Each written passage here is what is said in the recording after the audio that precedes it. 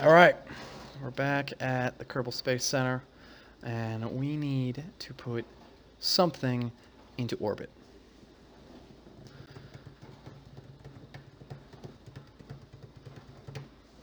All right, so this is the little Kyle. We need to make something larger to boost us up into orbit.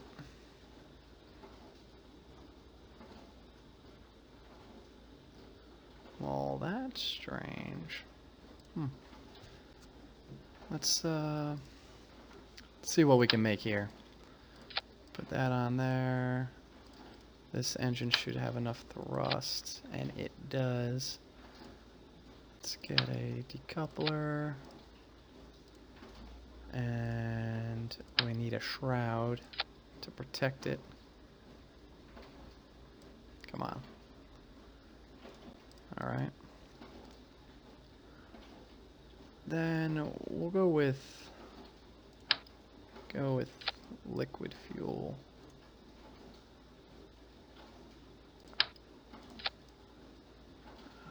That gives us just over 5,000 meters per second of delta V. I gotta take this phone call. No, I really don't. He'll call back. All we need is, I think, about 3,400 to get into orbit. I think. It's been a while.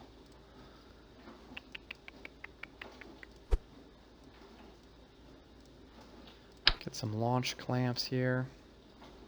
Hold the craft on the launch pad. You know what? I really don't like this. We're gonna go with this one.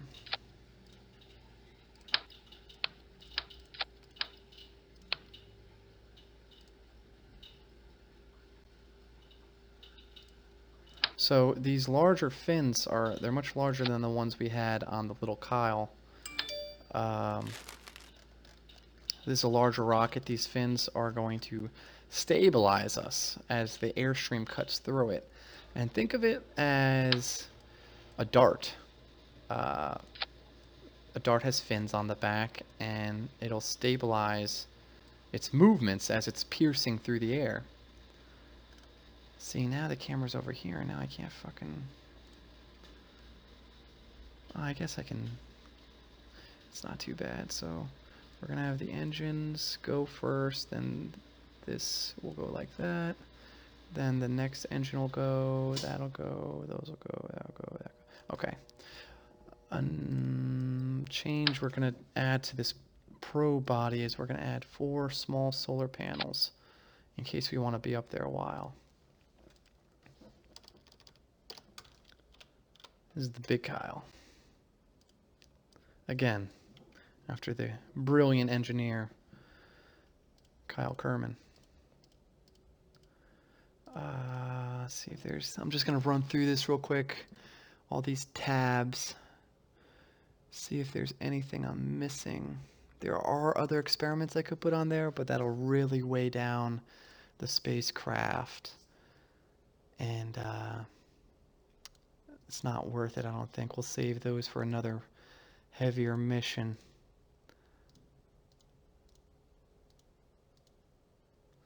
Alright, I think you know what we could do?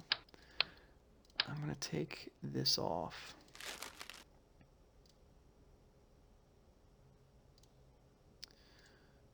If you're going to do something, do it right. Make a shroud. Okay.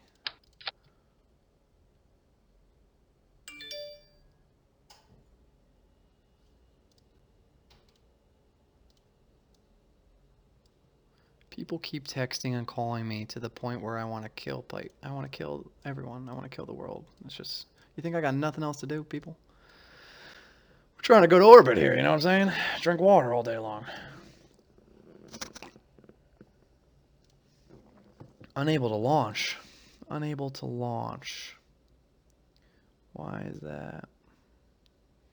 You know why that is? Because this is 38 parts, and this level building only lets me build something with 30 parts. So I can either take 8 parts off. Let's save it. 8 parts, that's kind of... 8 parts is a huge percentage when your craft is only 38. Or we can upgrade the vehicle assembly building for $225,000 when we only have 271. Fuck it. Do it. We have upgraded, baby. Let's take the big Kyle out to the pad. Hey, we're in it to win it, baby. Risk must be taken.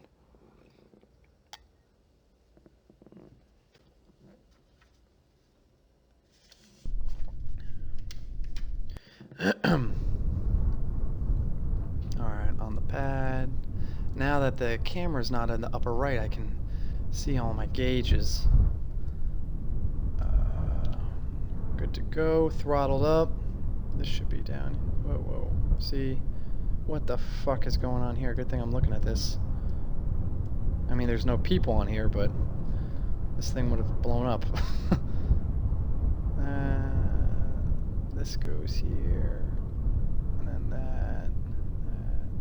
Okay, we're good. Alright, let's see if we can get to orbit. Oh, shit. This thing's got a lot more juice than it probably should.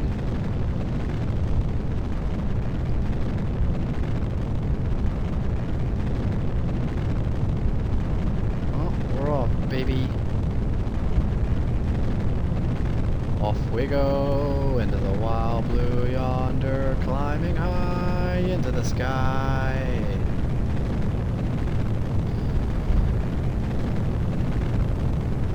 So we're putting up an artificial satellite in space is what we're doing. So the moon in the real world is a satellite. It orbits the Earth. Things that, you know, commonly referred to as satellites, these machines we put up for GPS and telecommunications and, you know, weather forecasting satellites and all sorts of things.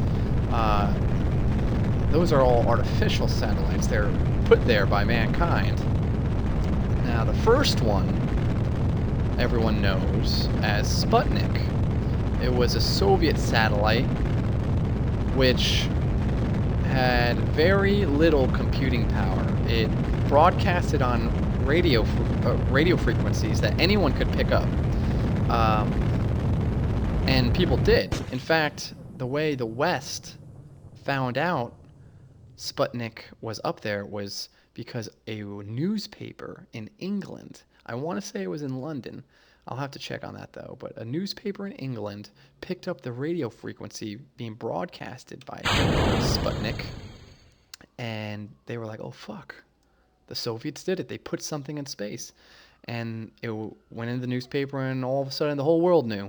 We just detached that booster stage that got us up to a apoapsis of over 100 kilometers once we get there.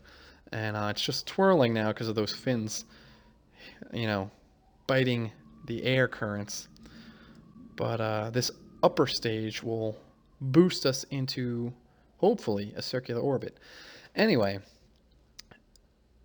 Sputnik, it only had very simple experiments on board. I think all it really did, I think it had temperature. I don't remember. It was very, very simple.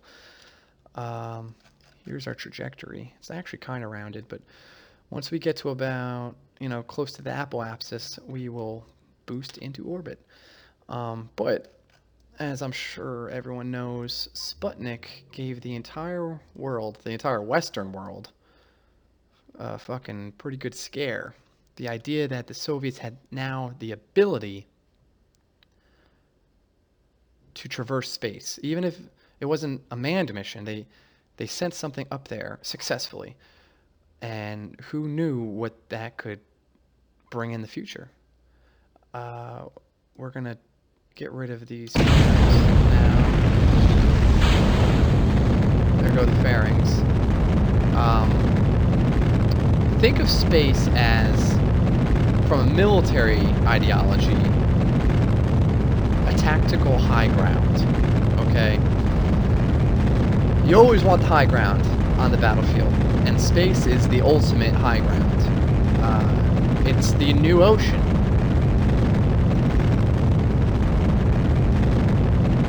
Think of all the civilizations that have come before us. There's Great Britain. They owned the sea. That's why they were so successful. Okay. Ancient Rome. They had roads. They created roads, and that's a huge reason why they were so successful. Space was seen as that new thing that whoever was going to be the dominant power in the world, that power needed to control space. Cut off the engines for a second. It wasn't clean. We still got an. I'm gonna do another burn to make a clean orbit, but all of a sudden, the United States had rocket scientists. We grabbed them from Germany, just like the Soviets did. Once the Second World War ended, but all of a sudden, they were working. They were developing ideas and building rockets and small rockets, sounding rockets, but nothing in like this. All of a sudden, everything was put into high gear. The idea of, probably the ultimate fear was, what if the Soviets can put some sort of base in space, a space station that had nuclear weapons that could fall down on us, or, some sort of base on the moon. How are we ever going to defend against such a thing? And cut off. That is a pretty circular orbit we're in right now. We are now in orbit with our satellite, Big Kyle. And we are going to...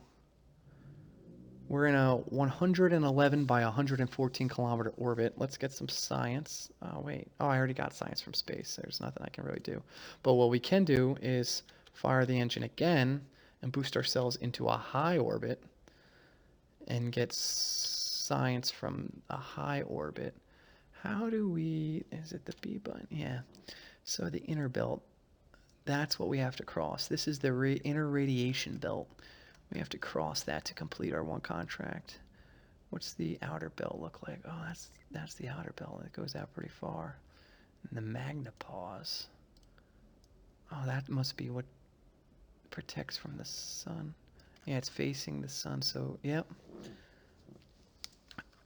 So, one of the mods in this game I have is, I forget what it's called, but in stock Kerbal Space Program, all the planets and moons in the solar system are known.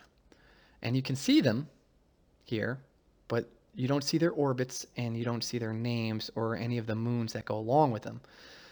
You only see that it's a dot, it's some sort of object, and it's in the night sky. Kerbin itself has two moons. It has the Mun, and then it has Minmus. But as you can see, Minmus is just an unknown object. You can't see its orbit like you can see the moon or the Mun. And you can't see the name of it. You have to discover it. And in order to do that, you either have to go there or you have to put up like space telescopes and try to find these objects, these celestial objects in the sky. So we're going to be doing that. That just adds another layer of challenge that we will appreciate as Kerbinauts.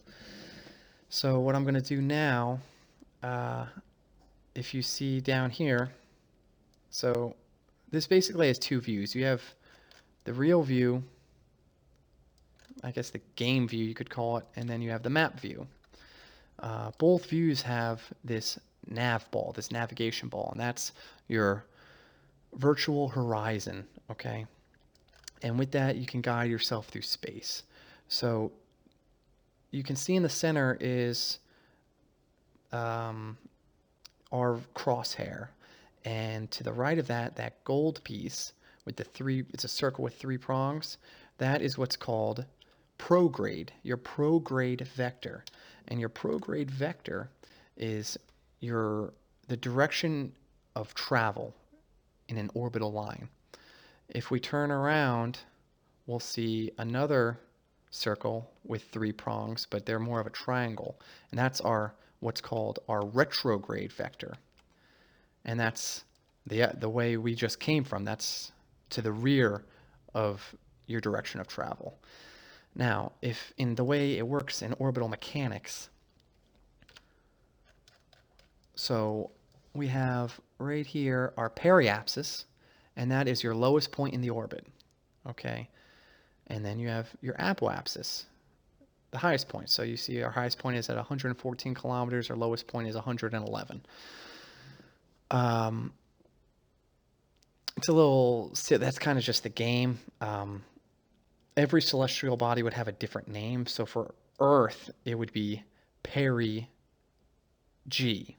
G is for Earth, perigee, and apogee. That would be for Earth. Apoapsis and periapsis are for stars. The word apsis is meaning stars, your highest and lowest point of a star. But I guess the developers made everything, every celestial body in this game, periapsis, apoapsis, just to make it easier, because every moon, every planet would have a different phrase. So this is Kerbin, so maybe this would be called Kerbal apsis, perikerbal, perikerbal and apokerbal. I don't know. But the way it works in orbital mechanics, if so right now I'm just past my periapsis. I want to raise my apoapsis. To raise it, I want to put more energy, more thrust into my prograde vector. And that's what we're going to do right now. So I'm facing prograde, as you can see on the nav ball, and I'm going to bring up my thrust, and it's going to push out my apoapsis. And this circle, this is my trajectory. That's showing where I'm going. And I'm pushing it out past the radiation belt as per our contract. And I'm going to kill the engine right there. And then I'm going to face, whoops, wrong way. I'm going to face towards the North Pole. Or not towards the North Pole, but in the direction of the North Pole. That way when we come from the far side of the planet and the sun hits us, it'll hit some of those solar panels. That way we ensure electric charge. Now, one of the nice things about this game is you can speed up time. Some of the places you try to get to in this game are so far away that if you didn't have that feature, you would never. I should have slowed it down. That would have been a beautiful sunrise in space. But now my solar panels are getting hit. I am high in space now, so I should be able to get science, and I do. All right, more science.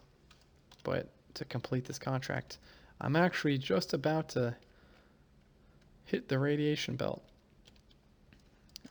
We don't. That's a part of a mod that I've never played with before. I don't know what happens. Maybe nothing. Maybe something will happen to my electronics. Big Kyle is crossing Kerbin radiation belt. Exposed to radiation. You can see little colors in the sky. Those are planets. Jewel, Erlum. But look at that. Looks like Earth, doesn't it?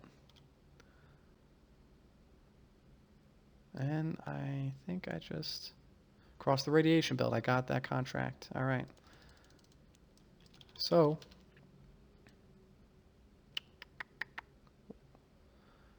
I'll go around one more time. That green line that's connecting my craft to Kerbin, that means I have a good connection. We're able to communicate with the craft. Oh, wow, you can see the whole planet of Kerbin in this shot. So, likewise, with going prograde to raise my peri and apoapsis, now I'm going to face the opposite way. I'm going to face retrograde to bring my periapsis down into the atmosphere. And that's what I'm going to do. I'm going to bring it down. In this game, Kerbin's atmosphere ceases to being air and starts being space at just 70 kilometers. So anything below that, my orbit will eventually decay into the planet, but I'm going to bring it down to 20, 25 kilometers. Let's say 20. And I didn't even have to use this upper orbital maneuver stage. This stage did everything I needed it to do. In real life, you know, NASA, ESA, the Chinese space program, the Russian space program, all their spacecraft are dealing with much, much tighter delta V requirements. So they would never have like, oh, we have all this extra energy. Guess we didn't need it. That wouldn't happen. We're going to get rid of this transfer stage right now. There's a beautiful separation right there. And like I said, we don't need this stage. We're going to re-enter. However, I'm going to keep it on because that stage is the one that has my solar panels on it.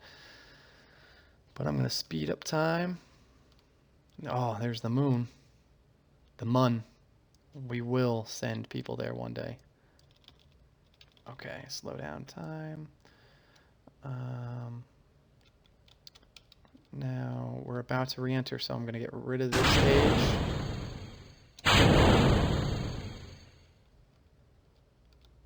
And now we're going to face retrograde point, which is going to be pointing our heat shield towards the oncoming air particles that's going to be pushing up against our spacecraft. What's happening? So unfortunately, our first re-entry is going to be at night, but that'll make for a good light show. So what happens in re-entry, you know, you have this fireball, you know, whether it's a meteor or the space shuttle or a craft such as this, you're starting to see plasma, and people think it's friction, and it's not. That's not really true. The craft is coming so fast into the air that what's happening is the air can't get out of its way quick enough, and it creates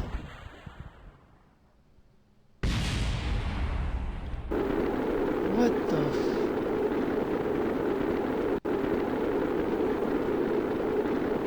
what the fuck? Alright, so we've got pieces of my craft all over the place here. It broke up. Something happened. I forget what button tells me.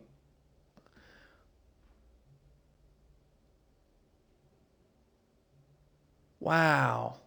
So my probe core, you can see at 2 minutes or 2 hours 11 minutes 57 seconds, the probodobodyne OKTO, which is my probe core, exploded to overheating. It's rated for 1200 Kelvin. It hit 1207 and exploded, which broke the craft into several different pieces, and now they're burning up in the atmosphere. Well, that's too bad. So, we completed our contract. The contract wasn't to bring it home safely. That would have been a nice plus. That would have made everyone back at home feel better, and certainly the astronauts who will be going up there one day. But, yeah, that thing fucking blew up. God damn. That's Kerbal Space Program. Things go wrong.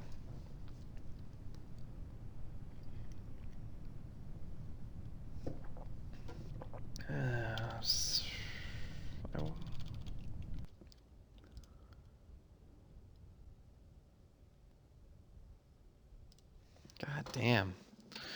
Hey, thank God it wasn't a Kerbal mission. It wasn't a manned mission. Or, you know, Juliet. Oh, God, if we lost an astronaut in space or a woman lost in space, oh, we would never, ever hear the end of it. They'd shut our program down. So we completed our contract, but all the science we were going to get from high space was lost. which was stupid of me because we were in orbit. I had plenty of time. I could have sent that data home through the antenna, but I didn't think I needed to because I thought we were going to get home safely. What do we got here?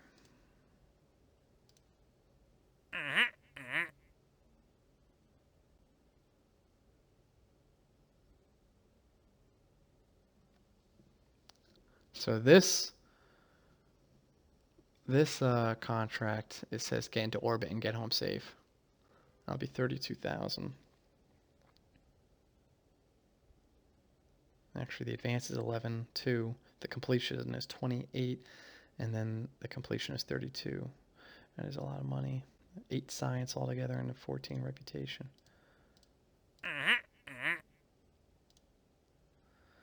And what we can do, we got another contract here for do a low resolution scan of the moon.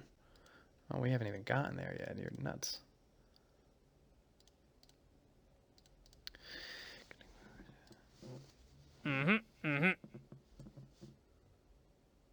Scientist jet. Let's see here.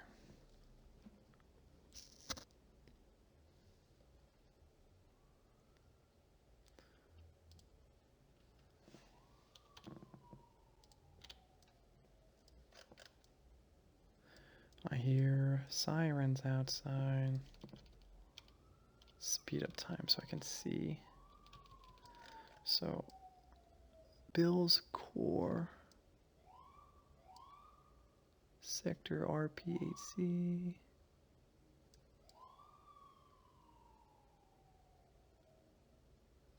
Where is this?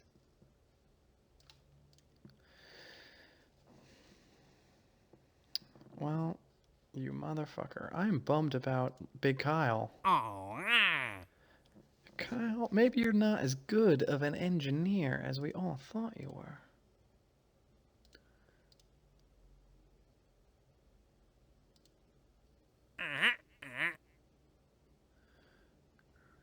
Above 18. Above. We'll take this contract. An advance of 7,400 and a completion of 13.7. Measure the temperature in flight below 17.3 meters near sector RP-8C. We'll take it. And we will take this one. Get something in orbit and bring it back because we need to get that science from high orbit anyway. You motherfucker. That'll be that for this episode, though. I'm going to try to keep these around 30 minutes. Man, we lost the fucking craft. Kyle. Fucking starting acting like Vin now. Bullshit.